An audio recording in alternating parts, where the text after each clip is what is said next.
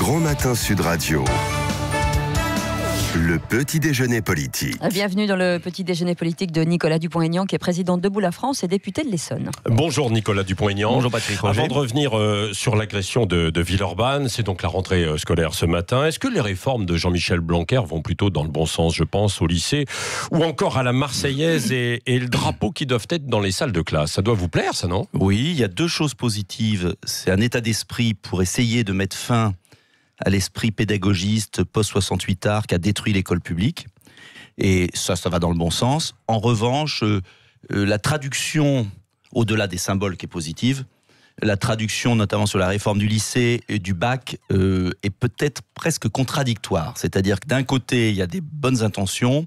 Après, attention, moi je crois au bac comme repère pour la société. Il existera toujours. Ouais, enfin, il est vidé d'une partie de son sens et je pense que c'est assez inquiétant. Voilà, donc j'ai un regard, contrasté. Oui, vous allez aller vérifier dans les classes s'il y a bien les drapeaux. Je n'ai pas besoin de vérifier, je fais confiance à l'administration de l'éducation nationale. Et vous savez, un drapeau, il ne s'agit pas de le mettre simplement. Il s'agit d'avoir les conditions d'un pays pour l'aimer. Et c'est une alchimie, ça ne se décrète pas. Oui. C'est ça le drame d'ailleurs. Et les paroles de la Marseillaise et l'enseignement des paroles de la Marseillaise. C'est très bien. Oui, c'est très bien. Certains disent quand même que ces paroles appellent à la violence aussi. Oui, écoutez, ces paroles appellent à la défense de la nation.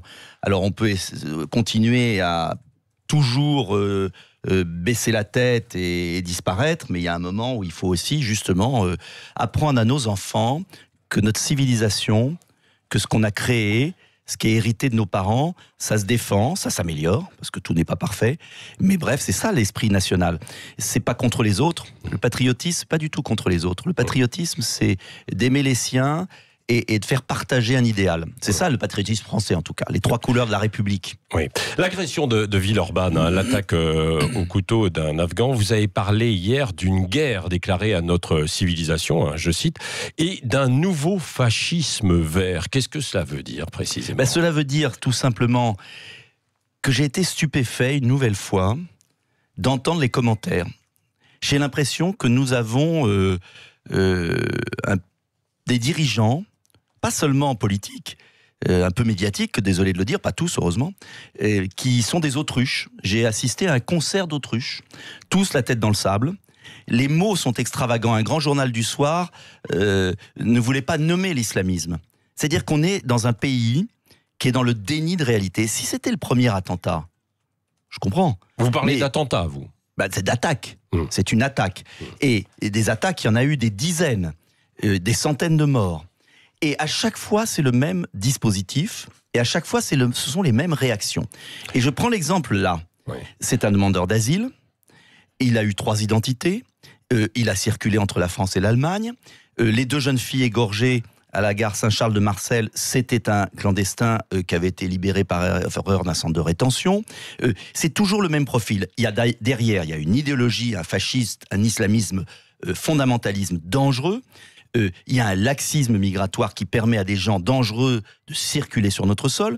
Et ce que je demande juste, bien sûr que c'est pas d'amalgame, parce qu'évidemment que tous les Afghans qui sont en France sont pas des terroristes, et évidemment que tous les étrangers qui sont en France sont pas des terroristes. Simplement, les premières victimes d'ailleurs, ce sont ceux qui sont intégrés dans notre pays et qui sont assimilés à ça. Et ce que je demande, c'est qu'à un moment, on sorte du déni de réalité, qu'on contrôle l'immigration clandestine, qu'on rétablisse nos frontières, et que les demandeurs d'asile, dont les demandes, j'ai repris les chiffres, ont doublé depuis 2009. On est à 122 000, plus 22% en 2018. Là, on a accordé 3 fois plus de demandes d'asile depuis 2009. On est à 30 000. Et pire, 80% des demandeurs d'asile refusés restent sur le territoire français. Donc, on a des dangers publics qui circulent sur notre pays et qu'on accepte sur notre sol. Je dis simplement, il y a des mesures qui sont prises dans d'autres pays étrangers de manière à éviter ces dangers publics. Pourquoi, quand on le dit, comme je l'ai dit hier, immédiatement, les autruches s'agitent et puis dans tous les sens des autruches ou certains qui disent vous faites de la récupération politique peut-être aussi assez vite d'un tragique fait divers. Mais ça c'est le maire de Villeurbanne. C'est pas un tragique fait divers. Le maire de Villeurbanne ose. Non mais moi, il faut quand même dire les choses. Le maire de Villeurbanne ose parler, je cite le terme, d'incident tragique. Mais mettez-vous à la place de cette famille, ce gamin de 19 ans. Incident tragique. Mais alors les 2 jeunes filles à Marseille égorgées, c'est un incident tragique. Ce chef d'entreprise égorgé, ces policiers égorgés. Mais enfin, il y a un moment. Mais est-ce que la société française, vous savez, j'ai lu cet été le roman de Houellebecq de Soumission, et je retrouvais dans les commentaires d'hier ce scénario apocalyptique qu'il y a dans ce roman de Houellebecq, c'est-à-dire cette incapacité de la société française et des dirigeants à nommer les choses. C'est ce que vous dites. C'est ce que vous dites quand vous avez déclaré hier que les Français doivent se réveiller. Oui, mais les Français, ils sont réveillés. Oui. J'étais hier dans ma ville après mes universités de rentrée. Ils ont été réveillés l'année dernière quand même aussi avec la rentrée sociale agitée. Oui, mais ils sont réveillés les Français, simplement ils ne comprennent pas. Ils entendent à la radio et à la télévision toujours des paroles complètement déconnectées de la réalité. Est-ce qu'on peut pas? Je fais une proposition concrète, parce que sinon on va dire il bavasse, il dit quoi. Moi maintenant, en plus en cette rentrée, j'ai pris une résolution aux européennes, donc voilà, il n'a pas été entendu. Peut-être, mais en attendant, quand même. Moi je vais être concret. Je pense que, et je vais vous dire pourquoi on n'a pas eu un bon score. C'est parce que je pense qu'on a trop critiqué, pas assez proposé. Donc je vais proposer maintenant, cette rentrée, moi je peux critiquer les Français, ils voient bien ce qui se passe. Proposition. J'ai proposé depuis des années contrôle des frontières nationales. Et deuxième point, les centres de détention des demandeurs d'asile seraient aux frontières de la France et on examinerait les personnalités, comme le font tous les pays, quand vous allez en Israël. Même quand vous arrivez à la frontière, que vous êtes un touriste, si vous avez circulé dans un pays autre, vous êtes interrogé à la douane. Pendant 1 heure, on vous met dans une pièce. Les demandeurs d'asile français doivent être, arrêtés à la frontière. Bah oui, mais souvent ils viennent clandestinement, alors c'est trop tard. Mais ils viennent clandestinement parce qu'on ne contrôle pas nos frontières. C'est vraiment réaliste. Mais alors, bien sûr que c'est réaliste. Oui. Mais on ne peut pas continuer à avoir une passoire, on ne peut pas continuer à ne pas contrôler nos frontières, à ne pas contrôler nos demandeurs d'asile, à laisser des bombes circuler, à laisser une idéologie, un fascisme vert, qui déconsidère d'ailleurs totalement les citoyens musulmans français qui respectent la République. Mais pourquoi vous dites fascisme vert? Parce que c'est un fascisme. Oui. Parce que quand vous égorgez des gens parce qu'ils sont différents de vous, c'est un fascisme. Et parce que la société française est à l'égard du fascisme vert islamiste exactement comme elle était dans les années 30 face à Hitler.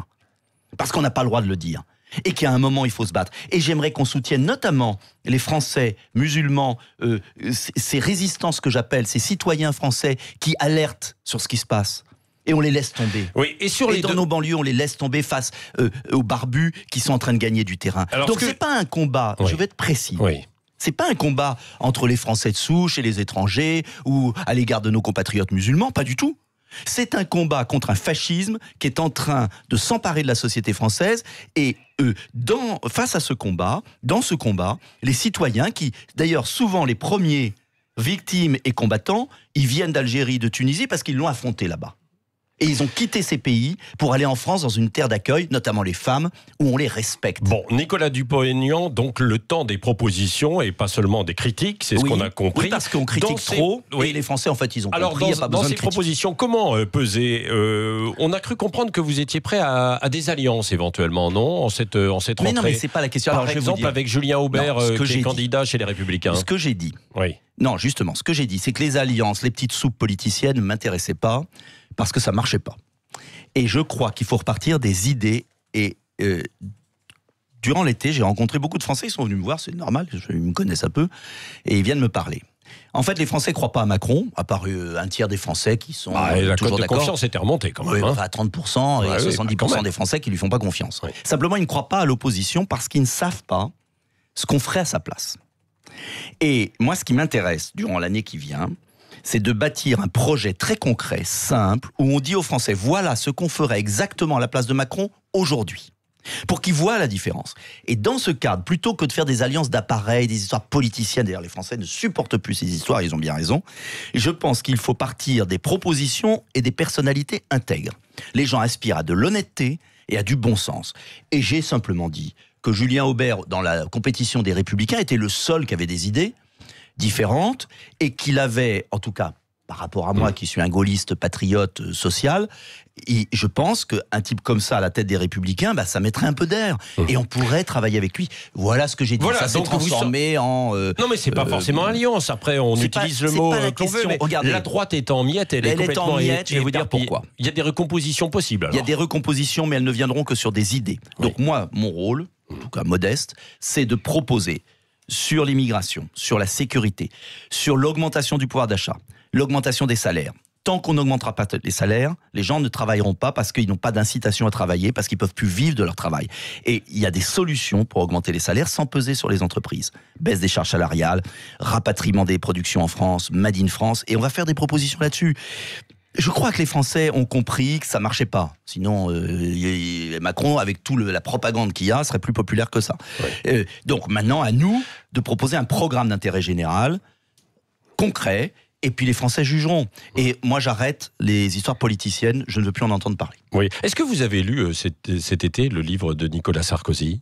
Non, j'ai lu quelques extraits, mais il faut que je m'y plonge. Il parle de vous. Oui, en termes un peu excessifs, mais voilà. Bon, oui. Pas non plus dramatique. Non, mais il parle de tout le monde. Mais vous savez, mais quand même, il vous taille un petit costard. Oui, parce que Nicolas Sarkozy n'a jamais apprécié que je lui dise sa vérité. Oui. Le mot de la fin avec Cécile de Ménibus. Oui, demain se tiendra le premier Grenelle des violences conjugales, alors qu'on dénombre le 100e féminicide ce week-end en Alpes-Maritimes. La ministre Marlène Schiappa est-elle, selon vous, à la hauteur de cet enjeu ? J'ai toujours été, à dire des choses gentilles sur Marlène Schiappa, parce que je pense que c'est une femme courageuse et intelligente, et ce qui est rare au gouvernement. Donc j'aime cette femme, je la trouve bien. Ça te surprend tout le monde, mais je le pense. Mais ce que je veux dire sur cette question que je connais bien, parce que dans ma ville, j'étais le premier, il y a 15 ans, à créer un foyer d'hébergement pour les femmes victimes de violences. Je voulais qu'il y ait 7 studios, toujours libres, où on peut accueillir, dans ma ville, une femme victime de violence peut toujours fuir avec ses enfants et trouver un lieu d'accueil. J'étais un des premiers à le faire. Je connais ce dossier par cœur. Je vois qu'il y a un clip avec des vedettes qui est fait. Très bien. Mais la première chose, c'est que la justice punisse les maris violents, ce qui n'est pas le cas. Il y a quelques procureurs, le procureur de Douai, certains procureurs qui avaient fait des choses exceptionnelles.